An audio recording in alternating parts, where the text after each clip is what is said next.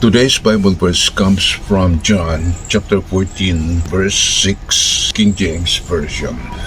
Jesus saith unto him, I am the way, the truth, and the life.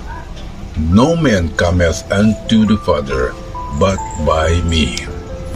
In John 14:6, Jesus declares himself the exclusive path to God, stating, I am the way, the truth, and the life. No one comes to the Father except through me.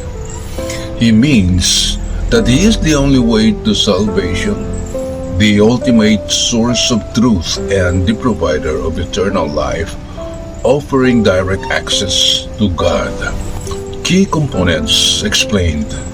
Number 1. I am the way.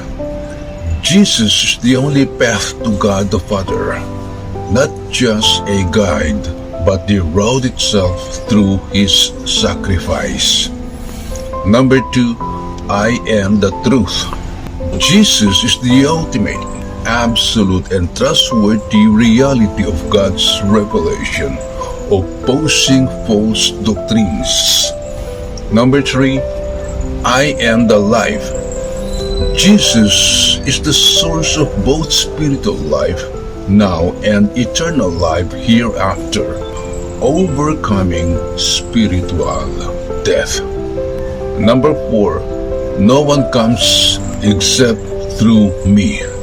This highlights the exclusivity of salvation. Faith in Jesus is the only way to reconcile with God.